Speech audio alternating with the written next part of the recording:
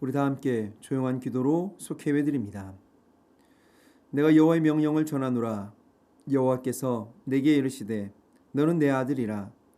오늘 내가 너를 낳았도다. 내게 구하라. 내가 이방 나라를 내 유업으로 주리니 내 소유가 땅 끝까지 이르리로다. 아멘.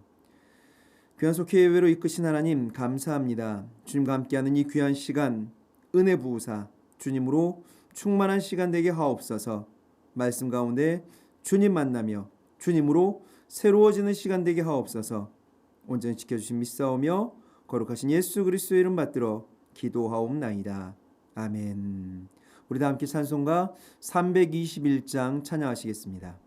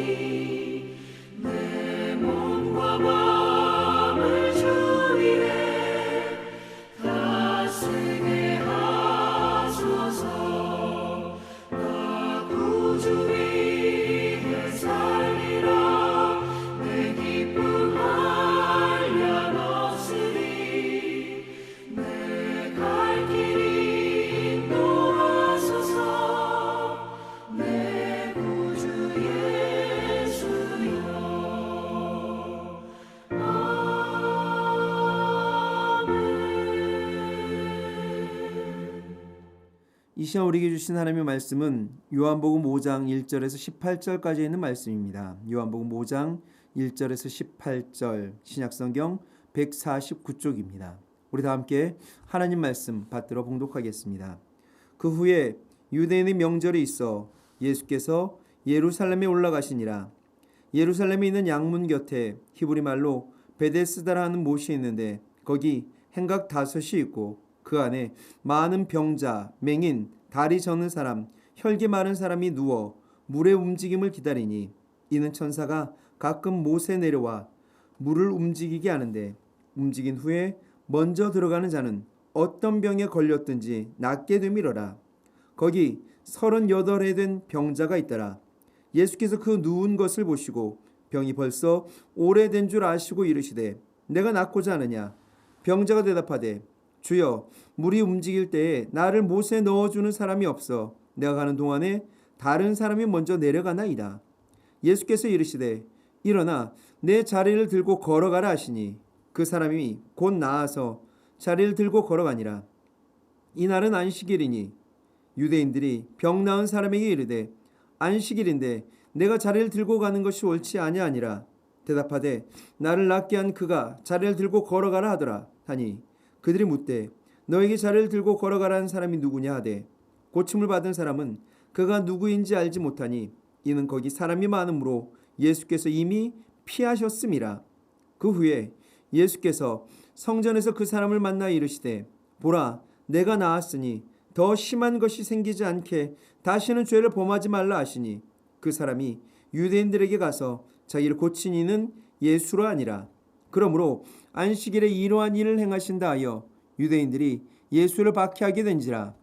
예수께서 그들에게 이르시되 내 아버지께서 이제까지 일하시니 나도 일한다 하시매 유대인들이 이로 말미암아 더욱 예수를 죽이고자 하니 이는 안식일을 범할 뿐만 아니라 하나님을 자기의 친아버지라 하여 자기를 하나님과 동등으로 삼으심이로라. 아멘. 우리 2월 4일자 속해온과 5과 일하시는 하나님, 페이지 수로는 28쪽입니다. 우리 다 함께 말씀 나누기 부분 읽도록 하겠습니다. 예수님은 유대인의 명절에 예루살렘으로 올라가셨습니다. 그리고 그곳에서 안식일에 베데스다 연못 행각에 있던 38년 된 병자를 고치셨습니다. 유대인들은 회복되어 자리를 들고 가던 그 사람에게 안식일 규정을 위반했다며 나무랐고 그를 고친 예수님까지 박해했습니다. 이 일로 예수님의 사역과 신분이 사람들에게 드러났습니다. 안식일에 병자를 고치신 사건이 우리에게 의미하는 바는 무엇입니까? 첫째, 예수님은 안식일에도 인생의 아픔을 치유해 주십니다. 예수님은 38년 동안 앓고 있던 사람에게 내가 낫기를 원하느냐고 물으셨습니다. 그는 병이 낫기를 원하지만 도와주는 사람이 없다며 답답한 현실을 호소했습니다. 예수님은 내 자리를 들고 걸어가라고 말씀하셨습니다. 그 사람은 곧 나아서 자리를 들고 걸어갔습니다. 이 모습을 본 유대인들은 안식일에 자리를 들고 걸어가는 것은 옳지 않다며 지적했습니다. 안식일에는 아무 일도 해서는 안 된다고 율법에서 규정했기 때문입니다. 유대인들에게는 장애의 고통에서 벗어나는 일보다 종교 규율을 지키는 것이 더 중요했습니다. 종교적 열정은 뛰어났을지 모르지만 그들은 38년 된 병자의 마음을 조금도 헤아리지 못했습니다. 반면에 예수님은 안식일 성수보다 38년 된 병자의 치유와 회복을 더 가치 있는 일로 여기셨습니다. 둘째, 예수님을 떠나지 말고 증거해야 합니다. 38년이나 알았던 사람은 그토록 원하던 고침을 받았지만 정작 자신을 치유한 분이 누구인지 몰랐습니다. 얼마 뒤 예수님은 성전에서 이 사람을 다시 만나 더 나쁜 일이 생기지 않도록 죄를 짓지 말라고 하셨습니다. 육체의 질병보다 영적 타락인 죄가 더 심각한 문제임을 깨우쳐 주신 것입니다. 치료받은 병자처럼 하나님의 은혜를 받은 사람은 주 안에서 거룩하게 살 의무가 있습니다. 그리스도를 떠나서는 안 됩니다. 율법의 형식주의에 빠진 유대인들은 예수님의 이적을 무시했지만 병자는 유대인들에게 가서 자신을 고쳐주신 분이 예수님임을 증거했습니다. 우리도 하나님의 은혜와 사랑으로 사는 사람들입니다. 은혜 받은 이답게 예수님을 떠나지 않고 그 은혜를 열심히 증거해야 합니다. 셋째, 예수님은 하나님과 동등한 권위로 일하십니다. 유대인들이 율법을 어겼다며 박해하자 예수님은 내 아버지가 일하시니 나도 일한다며 안식일에 일하신 이유를 밝히셨습니다. 하나님의 아들인 예수께서 아버지가 맡겨주신 일을 하는 것인데 이를 이해 못한 유대인들은 예수님이 안식일 규례뿐 아니라 신성까지 모독했다며 격분했습니다. 안식일에 제자들이 밀 이삭을 잘라 먹을 때 예수님은 안식일이 사람을 위하여 있는 것이요 사람이 안식일을 위하여 있는 것이 아니니라고 하셨습니다. 이 말씀은 하나님이 왜 안식일을 정하셨는지 그 이유를 알게 합니다. 예수님이 하나님과 같은 마음과 권위로 사람을 위해 안식일에 병을 고치신 것은 당연합니다. 하지만 예수님이 하나님의 아들임을 알지 못한 유대인들은 예수님을 죽이려 했습니다. 예수님이 안식일의 병자를 치유하신 것은 구원의 완성을 의미합니다. 안식일에 고쳐야 할 질병이 있다면 치료하는 것이 마땅하고 슬픔과 고통에 처한 이들은 해방되어야 합니다. 율법이든 안식일이든 법을 위해 생명 살리는 일을 금할 이유가 전혀 없습니다. 우리가 믿는 예수님은 안식일의 주인으로 병든 것과 약한 것을 회복시키고 온전하게 하시는 분입니다. 아멘. 예수님께서 유대인의 명절에 예루살렘으로 올라가셨습니다. 그리고 그곳에서 안식일에 베데스다 연못 행각에 있던 38년 된 병자를 고치셨습니다.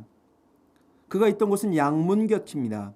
예루살렘 성곽에는 본문, 샘문, 생선이 들어오는 문인 어문, 제사장 양들이 들어오는 양문, 마문, 수문, 골짜기 문, 옛문, 엘리야십의 집문, 심판의 문인 한미갑 문 등이 있었습니다.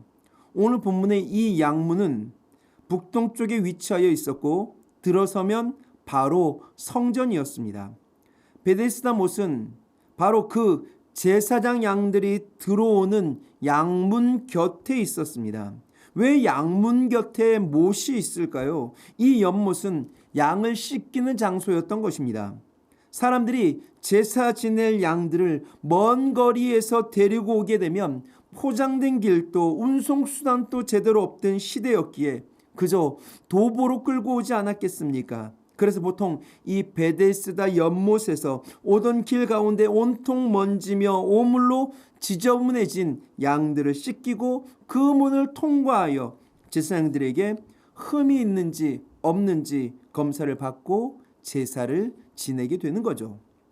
이 베데스다라는 단어는 집이라고 하는 베트와 은혜라고 하는 의미의 헤세드의 결합어입니다. 즉 베데스다는 은혜의 집, 자비의 집, 긍휼의 집이라는 뜻입니다. 베데스다 말 그대로 이 베데스다 연못에는 이런 은혜와 자비와 긍휼의 치유의 역사가 있었습니다. 천사가 가끔씩 내려와 연못을 한 번씩 휘저어 놓으면 누구든지 그곳에 가장 먼저 들어가기만 하면 놀라운 치유의 역사가 임했던 것입니다. 무슨 병인지 얼마나 되었는지 묻지도 따지지도 않습니다. 무조건 먼저 들어가면 들어가는 자에게 그 은혜가 그 자비가 그 긍휼이 임하는 곳이 베데스다입니다. 오늘은 말씀 나누기를 따라가기보다 오늘 이야기 속에 우리가 집중해야 할 예수님의 질문인 네가 낫기를 원하느냐? 라는 이 질문에 집중하여 말씀을 좀 나누었으면 좋겠습니다. 여러분 왜 예수님께서는 이 은혜와 자비 긍휼에 모신 베데스다에서 38년 동안 있었던 그 환자를 만나 이런 질문을 하신 것일까요? 여러분 베데스다 연못에는 누가 있습니까? 물론 양문 곁이라 제사 지내기 위하여 온 수많은 양을 끌고 온 사람들도 있었을 겁니다. 그렇지만 대다수는 천사가 물을 동하게 할 때 가장 먼저 뛰어들어 내가 당하고 있는 이 끔찍한 질병에서 나아보려고 희망 가운데 그곳에 있지 않았겠습니까? 그곳에 있는 사람 치고 낫고 싶지 않은 사람 누가 있었겠습니까? 그럼 답도 뻔한 이 질문을 예수님께서 왜 던지시고 있는 걸까요? 예수님께서는 정말 모르셔서 정말 궁금해서 너무나 그것이 알고 싶으셔서 물으신 걸까요? 절대로 아닙니다. 그럼 뭘까요? 세 가지로 나눠보도록 하겠습니다. 첫 번째, 연못에 있는 것보다 중요한 것이 무엇인지 일깨우기 위함입니다. 실제로 이 38년 된 병자 38년입니다. 지금 38년 동안 그는 그곳에 있습니다. 그 38년 동안 있었던 이유는 다른 이유 없습니다. 이 끔찍한 질병에서 낫기 위함입니다. 그런데 여러분 38년입니다. 자신이 그곳에 있는 이유 정말 알고 있을까요? 38년이나 됐는데 우리는 종종 어떤 일을 열중하다 보면 내가 그 일을 왜 하고 있는지조차 모른 채 일할 때가 있지 않습니까? 자그마치 38년 동안 같은 자리를 지켰던 사람입니다. 매일같이 반복적이고도 지루한 삶 속에 어느샌가 그는 내가 왜 여기 있어야만 하는지 정말 그 마음속에 나을 수 있을 것이라고 하는 그 희망이 있는지 그 믿음이 있는지 그 이유, 그 목적 상실하지 않으셨을까요? 네가 낳고자 하는 이 질문에 그가 어떻게 대답합니까? 7절 말씀입니다. 병자가 대답하되 주여 물이 움직일 때 나를 못에 넣어주는 사람이 없어 내가 가는 동안에 다른 사람이 먼저 내려가나이다. 예수님의 질문은 단순했습니다. 네가 낳고자 하느냐? 네가 여기 있는 이유를 아느냐? 그럼 아멘 하면 끝입니다. 낳길 원합니다. 낳고 싶습니다. 그러나 그는 어느샌가 낳음에 대한 믿음이 없습니다. 여러분, 그가 그곳에 있는 이유가 자신을 넣어줄 사람 찾기 위하여 있는 겁니까? 모세, 최대한 달리기를 빨리 하여 제일 먼저 들어가는 겁니까? 부분적으로 맞을 수 있지만 중요한 건 뭡니까? 그가 그곳에 있는 목적은 딱 하나, 이 38년 동안 너무나 힘들게 했던 그 질병에서 낫는 겁니다. 예수님은 네가 왜 여기 있느냐 묻지 않으셨습니다. 낫고자 하느냐 물으셨습니다. 그런데 그는 자신이 38년 동안 이곳에 있게 된 이유에 대하여 말을 합니다. 지금 베데스다 연못의 38년 이 환자, 그 긴 세월 투병하며 병의 환경에 너무 익숙해진 거 아니겠습니까? 어느새 그가 누워있는 곳은 그의 안방이 된 거죠. 그의 서재입니다. 그의 응접실의 주방이 됩니다. 이제는 그의 삶의 자리가 되었습니다. 38년입니다. 물론 처음부터 그렇지는 않았을 겁니다. 처음엔 악착같이 그곳을 떠나기 위하여 최대한 빨리 낫기 위하여 행여 졸고 자면 도둑같이 임할까 두려워 자지도 졸지도 않았을 겁니다. 하늘에 어떤 조짐만 보인다라고 한다면 먼저 달려가기 위해서 노력했을 거고 남들보다 더 온통 신경을 집중하여 한눈 팔지도 않고 연못과 하늘만 바라보고 있었을 겁니다. 그런데 그렇게 하루 이틀 지나고 한 달, 두 달이 지나고 1년, 2년, 10년, 20년 어느새 38년입니다. 이미 포기했을 겁니다. 깨끗이나 온 땅에 하나님의 영광을 드러내며 간증하며 살아가보자. 그런 마음 없습니다. 이제는 사실 나을 기대도 없지 않을까요? 매일매일 늙어갑니다. 매일매일 기력이 쇠하여집니다. 또 낳는다고 하여 그의 가정은 제대로 돼 있을까요? 낳는다고 하여 그에게 젊음이 있습니까? 그저 하루하루 살아가는 겁니다. 무시동하기 시작해도 에이구 또 그런가 보다. 미동도 할 수 없습니다. 누가 또 들어가겠지. 체념만 하고 있겠죠. 더 이상 먼저 그곳에 뛰어들어갈 생각, 변화할 생각 그것조차도 없는지 모르겠습니다. 여러분 혹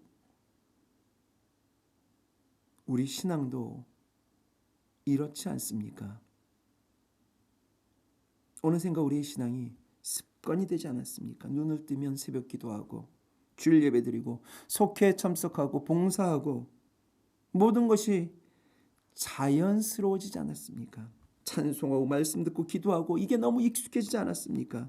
그래서 수없는 찬양, 기도 그 예배에 감격도 확신도 감동도 은혜도 감사도 없어지지 않았습니까?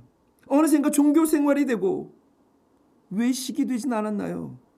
진리에 대해 아는 것이 많아서 말로는 열심히 떠들고 살아가는데 삶에는 진리도 복음의 능력도 없이 그렇게 살아가고 있지는 않습니까? 우리는 어느새 그저 그렇게 예배하는 행위만 남은 자 아닙니까? 정확히 말하면 예배하지 않죠. 봅니다. 구경합니다. 평가합니다. 점수 매깁니다. 예배를 통하여 하나님 만나는 감격, 감동, 그 감사, 그래서 세상에 도전하여 하나님의 법으로 승리, 그렇게 하기보다 예배를 평가하죠. 왜 이렇게 예배가 길어? 왜 또 이렇게 예배가 많아? 또 저 말씀, 이 말씀 나 알아. 10년 전에도 들었고 20년 전에 들었어. 몇 달 전에 들었어. 설교 지루해. 재미없어. 물론 처음부터 그러진 않았을 겁니다. 하나님을 인격적으로 만났을 때 그 첫사랑의 감격에 은혜로 충만했겠죠. 열정적이었을 겁니다. 하나님 그 소리만 들어도 눈물이 났고 열광했을 겁니다. 그 뜨거운 사명의 현장 언제나 기쁨이었겠죠. 그러다 1년, 2년, 10년, 20년 차츰 식어지진 않았습니까? 세상의 빛이라, 세상의 소금이라 주여를 목청껏 외치는데 그저 교회에서만 빛을 비추려 하고 교회에서만 맛을 내려고 하진 않습니까?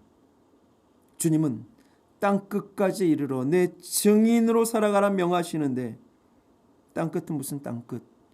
여기가 좋사오니 이곳에 초막 셋을 짓고 이곳에서 이러고 삽시다 그러고 있지는 않습니까? 여러분은 지금 무엇하고 계십니까? 이곳에 함께 예배하는 이유가 뭡니까?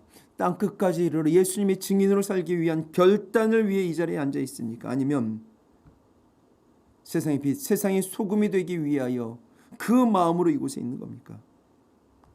그것도 아니면 말씀 나눈 것처럼 38년 된 병자의 마음으로 그저 화면만 보고 있는 겁니까? 그래서 예수님은 이 변화도 도전도 없이 그저 닥치는 대로 희망도 없이 그렇게 자포자기하는 심정으로 매일을 살고 있는 이 환자에게 찾아가십니다. 그리고 지금 그가 이곳에 있는 진짜 이유를 깨달아 다시 일으켜 세우시려 하십니다. 그는 지금 낫고자 그곳에 있는 겁니다. 우리도 이 사실을 정확히 알고 있어야 됩니다. 예수님께서 물으십니다. 네가 지금 왜 이곳에 있느냐? 우리는 지금 전능하신 하나님께 예배하고자 이곳에 있습니다. 두 번째, 38년 된 병자에게 왜 예수님께서 낫고자 하냐고 물으셨을까요? 예수님은 이 환자를 그 베데스다에서 끌어내시고자 하심입니다. 여러분, 실제로 물이 동할 때 어떤 병이든 얼마나 오래 고생했든 묻지도 따지지도 않고 무조건 낫게 하는 이 베데스다가 정말 은혜의 집, 자비의 집, 긍휼의 집일까요? 그곳에는 이스라엘 전역을 거쳐 아니 이 수소문을 타 전 세계 온갖 질병에 걸린 사람들이 구름같이 몰려들었을 겁니다. 누구든지 무조건 들어가기만 하면 되잖아요. 몇 년 신앙생활을 했고 어떤 믿음이 있건 상관없습니다. 먼저 들어가기만 하면 됩니다. 날씬하든 뚱뚱하든 키가 크든 키가 작든 아이든 노인이든 선인이든 악인이든 상관없습니다. 돈도 받지 않습니다. 그저 빨리 들어가기만 하면 됩니다.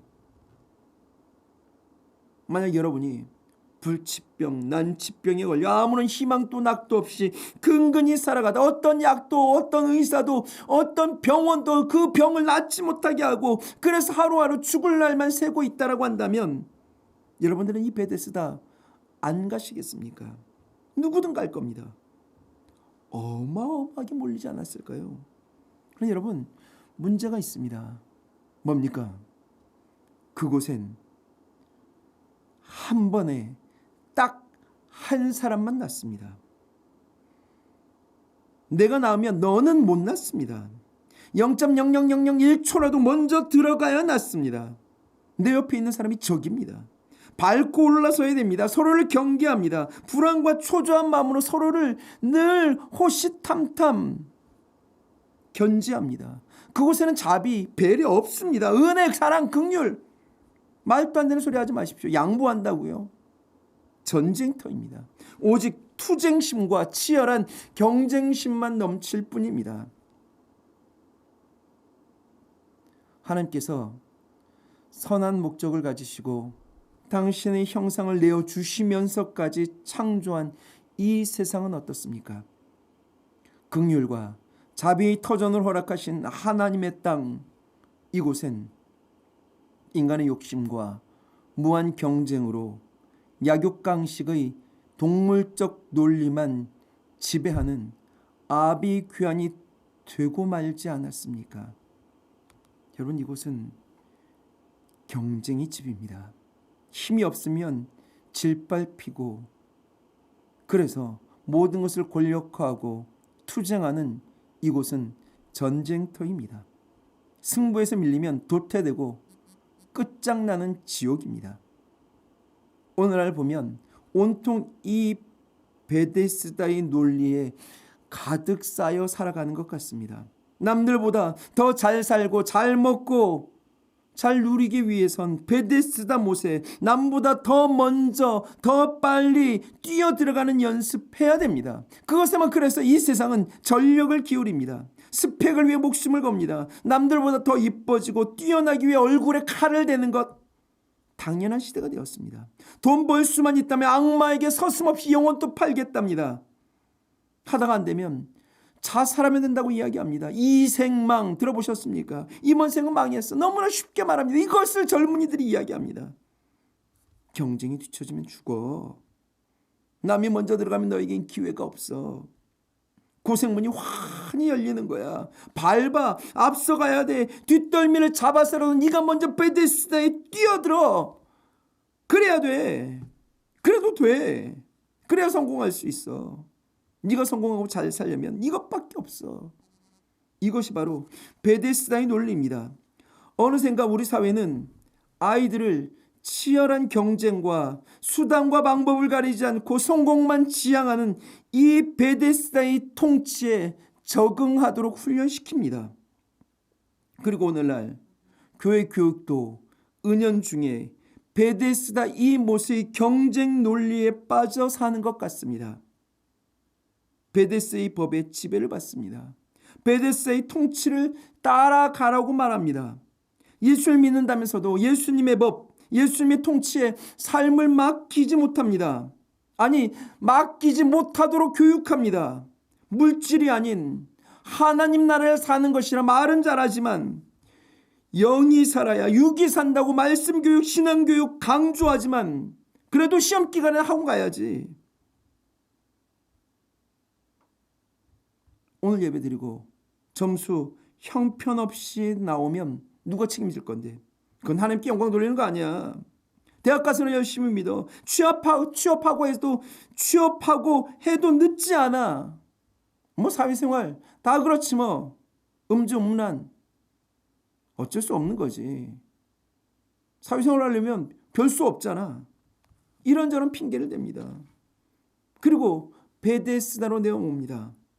그 속엔 하나님은, 신앙은, 십자가는 그저 성공을 위하여 더 빨리 가는 데 사용되기 위한 특급 이용권 정도로 치부됩니다. 다시 38년 된 병자로 한번 돌아가 봅시다. 여러분, 영혼과 몸은 하나입니다. 몸이 병들면 마음에도 병이 찾아옵니다. 육체만 병들어 있을 뿐만 아니라 그 환자의 마음에 또 하나의 병이 숨어 있습니다. 그것은 바로 탓하기라고 하는 병입니다. 다른 사람 때문에 내 병이 낫지 못한다는 겁니다. 내 병이 낫지 않는 것은 나를 옮겨줄 사람이 없기 때문이랍니다. 전부 다른 사람 탓에 내가 이 모양 이 꼴이라고 말합니다. 그런데 여러분, 하나님은 내 옆에 있는 그를 적이 아닌 동역자로 보내셨다는 사실 아십니까? 하나님은 우리를 서로에게 선물이 되어주라고 창조하셨습니다. 함께 서로 어깨를 걸고 어우러져 저 천국을 품고 함께 같이 달려가라고 그렇게 돕는 아군으로 붙여주신 것입니다. 적 아닙니다. 경쟁 상대도 아닙니다. 옆 사람의 기도가 응답되었다고 내 기도 응답되지 않는 것 아닙니다. 우리 하나님 그렇게 쪼잔하지도 연약하지도 않습니다. 우린 모두 서로에게 선물입니다. 서로 중보로 품으십시오. 더불어 잘돼야 나도 평안하고 진정한 긍휼, 자비, 은혜, 이 베데스다 그 기쁨, 그 하나님의 선물을 제대로 누릴 수 있습니다. 서로를 적으로 내어 몰고 좌절케 하는 그런 베데스다의 논리에서 속히 나오실 수 있기를 주님의 이름으로 축원드립니다. 세 번째, 새로운 구원을 선포하기 위하여 물으셨던 겁니다. 예수님께서는 베데스다의 논리에 맞춰 그를 구원하고자 하지 않으셨습니다. 연못에 울타리 치고 철조망 둘러 다른 사람 못 들어가게 하면서 그 환자를 못에 넣으려고 하지 않으셨습니다. 제자들을 불러서 그 환자를 제일 먼저 못에다가 집어넣으라 명하지도 않으셨습니다. 예수님의 치료법은 너무나 간단했습니다. 네가 낫고자 하느냐? 이 질문에 남 탓, 조상 탓, 여러 가지 우는 소리를 일관하는 그에게 예수님은 이렇게 선포하십니다. 일어나 내 자리를 들고 가라. 자신감이 넘치지 않습니까? 그동안 네가 어떻게 살았다 하더라도 괜찮아. 내가 있잖아. 나를 만났으니까 이제 내가 새로운 길이 되어 너를 인도할게. 나의 사랑하는 자여, 일어나 나를 믿고 네 자리를 들고 가라. 예수님은 자비의 집, 은혜의 집, 긍휼의 집, 이 베데스다를 진짜 자비, 진짜 은혜, 진짜 긍휼의 집으로 만드시는 분이십니다. 예수님은 이 세상의 지배 구조와 논리에 적합치 않으신 분이십니다. 그분의 구원 방법은 늘 독특합니다. 예수님은 세상의 법과 세상의 논리에 매이지 않습니다. 그러기에 예수님은 우리에게 세상의 논리와 그 방법 내려놓고 당신의 방법과 그 식을 택하라고 말씀하십니다. 하나님의 법, 하나님의 식, 믿음, 십자가가 이깁니다. 믿음이 승리케 하며 믿음의 종국에는 은혜를 베푼다는 것입니다. 베데스다의 논리에 물들지 마십시오. 베데스다와 타협하려고도 하지 마십시오.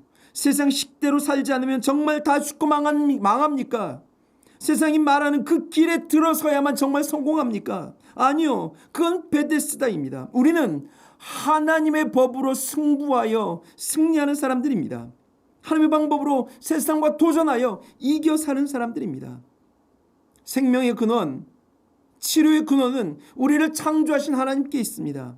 인간의 생사화복은 세상의 시계, 베데스다의 의학의 학의술의 약의 의사에게 사람에게 달려있는 것 아닙니다. 오직 하나님 손에 달려 있습니다. 하나님이 고치셔야 완전한 치유, 완전한 회복, 온전한 치료가 이루어집니다. 진정한 자비의 집, 은혜의 집, 긍휼의 집, 이 베데스다는 오직 하나님으로 가능합니다. 그리고 이 베데스다의 진짜 주인은 오직 예수 그리스도이십니다. 예수님만이 자비, 은혜, 긍휼의 베데스다가 되어주실 수 있습니다. 그분께서 우리를 온전케 하여 주실 수 있습니다. 힘들어도 어려워도 예수님이면 됩니다. 하나님 지금도 시퍼렇게 살아계십니다. 이 세상을 창조하신 그분이 아버지가 되어 우리를 돕고 계십니다. 그러면 됩니다. 세상은 우리를 향해 늘 부정적인 소리를 쏟아낼 겁니다. 넌 실패할 거야. 넌 안 돼.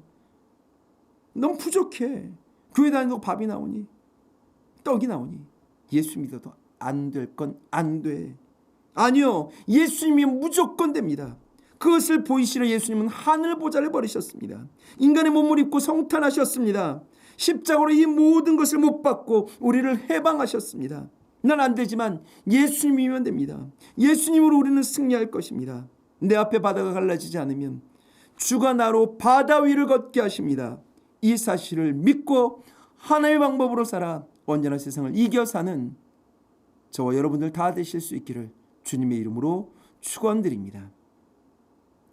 찬양하시겠습니다. 우리 찬송가 272장 함께 찬양하시며 준비하신 예물 하나님께 봉헌하시겠습니다.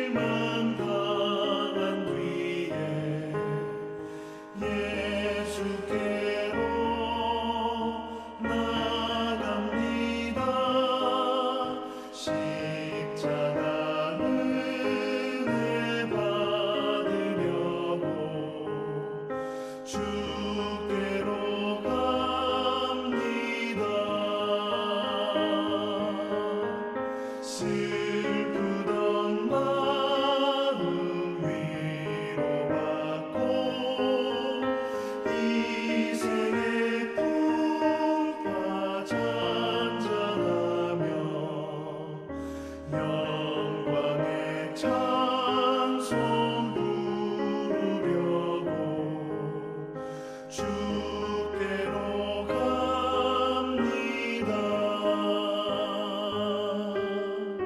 교만한 마음을 내버리고 예수께로 나갑니다.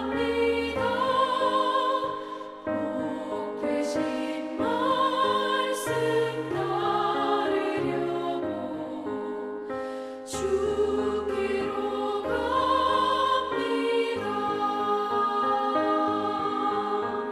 실망한 이 몸임을 얻고 예수의 크신 사랑받아 하늘의 기쁨 맛보려고 주께로 갑니다.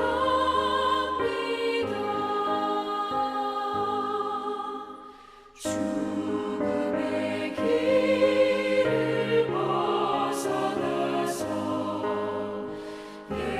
예수께로 나갑니다. 영원한 집을 바라보고 주께로 갑니다.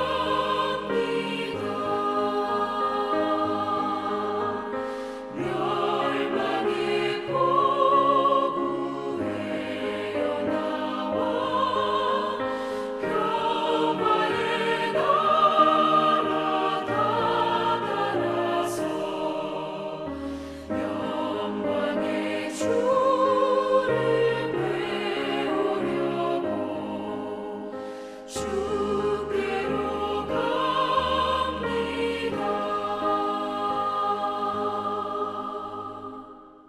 하나님, 우리는 하나님의 법으로 삽니다.